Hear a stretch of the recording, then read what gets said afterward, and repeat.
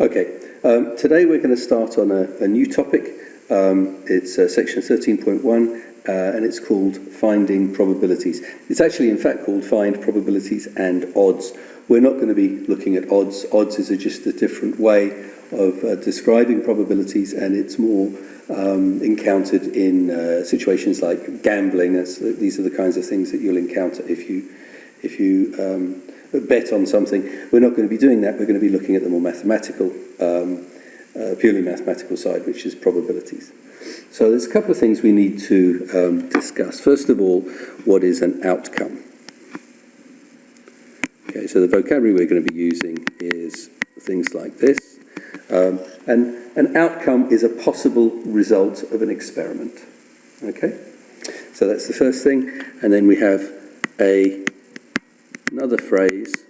It's called sample space. And the sample space is the set of all possible outcomes. All right? I think the best way to do this is to start off by looking at a very specific example and describing how this works. So let's go there. Okay, there is our situation. You flip a coin and roll a number cube. A number cube is, what they mean by that, is a dice. We all know what dice are. Sorry, that's very poor writing. A number cube is a dice. We all know what that is. It has it's a cube, 6 faces. How many possible outcomes are there in the sample space? Well, the first thing that happens is rolling a coin. When we roll a coin, flipping a coin. When we flip a coin, there are 2 possible outcomes. We can either have heads or tails. That's the first thing. The second thing that happens is that the dice gets rolled. And when we do that, we have up to 6 possible outcomes. We can either have 1, 2, 3, 4, 5, or 6. And this will obviously be true for both. Doesn't matter what happens the first time round, you'll still have 6 possibilities the second time round. So the number of possible outcomes in the sample space is, and we count all these up, head 1, head 2, head 3, etc. So there are 6 here and 6 here. The total number is 12 possible outcomes.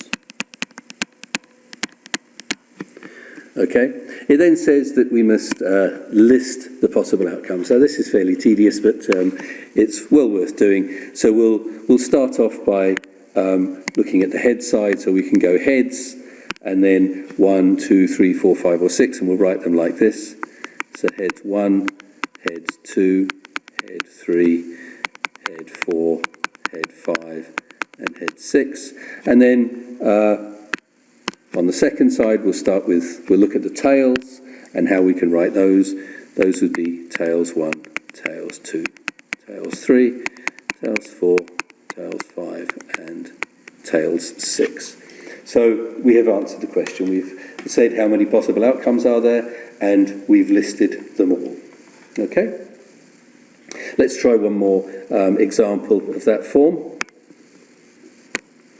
There we are. We have another example, a very, very similar question. Flipping 2 coins and rolling a dice. How many possible outcomes are there? Then it says list all the possible outcomes. I don't think we'll bother with that one. That's going to be quite tedious. But we'll start off with the first thing. So how many possible outcomes are there? The first event is the flipping of 1 coin. So that gives us a head or a tail. The second event is the flipping of a second coin. So that could be a head or a tail on either of these. It doesn't matter what the first outcome was, the second outcome is still a possibility of a head or a tail. And then the last thing is a number cube is rolled, a dice is rolled. And we've seen already, there are 6 possible outcomes on each branch of this tree. So there are 6 outcomes on the first. So a total of 6 here, 6 here, 6 here, and 6 here. So how many possible outcomes are there in total? Well, we just need to add up all of the ends of the branches, so 6 plus 6 plus 6 plus 6, that equals 24 possible outcomes.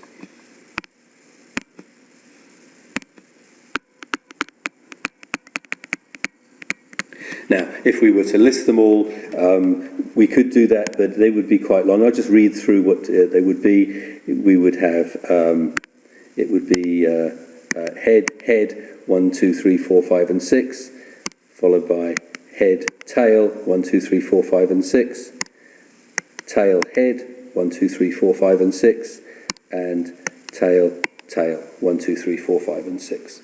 So those would be all of the possible outcomes. Okay, we're going to do some exercises now. We're going to be working through the problems on page 846, and we're going to start with questions 3 through 6. I'm just going to include them below now. And there they are. Okay, great. We're now going to move on to look at the next topic. Okay, so now we're going to look at a concept called the theoretical probability. And the theoretical probability is defined in this way, that it's the number of favourable outcomes divided by the total number of outcomes. So let's look at some specific examples again. Let's look at one straight from the textbook.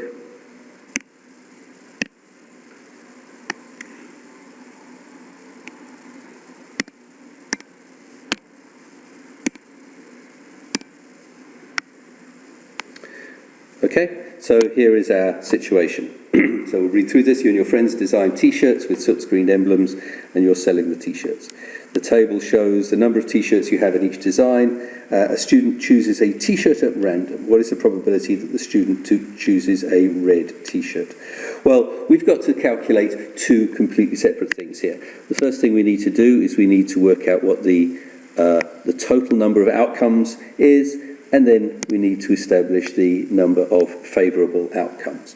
The total number of outcomes is straightforward. We just add up all of the possible outcomes and see how many there are. The total number of outcomes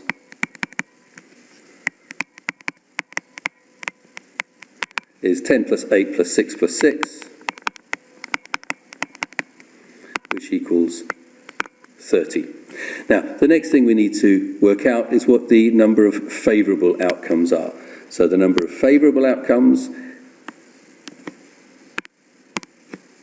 now we're looking for red T-shirts. So the favourable outcomes are here and here. It doesn't matter what the emblem is, it's just the colour of the T-shirt. So favourable outcomes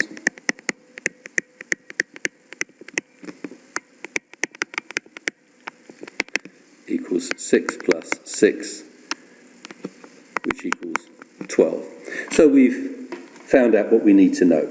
Now let's go back and look at the equation. The theoretical probability is the number of favourable outcomes divided by the total number of outcomes. And the way we write that is, for the theoretical probability, we use a capital B and then what the favourable outcomes are in brackets. So the probability of red equals the number of favourable outcomes, which is 12, divided by the total number of outcomes, which is 30. 12 over 30. And this, like any fraction, this can be simplified. 12 over 30, it looks like it's divisible both by 3, so that's 4 over 10, which equals 2/5. So the probability of choosing a red T-shirt is 2/5. Okay? So the problems that I would like you to go to are on the same page as before. So this is page 846, and we're going to do questions 7 through 10 and question 17 on the next page. I'm just going to include them here now. Okay, so there's the first set of problems, 7 through 10, and then you just need to scroll down a little bit, and there you are there is question 17. Okay, so please work through as many of these as you can in the time. Okay, so that's that first section. We're just going to finish off with some word problems. So there's question 19. Please do that. Pause now. Here's question 20. Okay. And question 22. Work through these, check them on the rear wall, and that's it for this unit.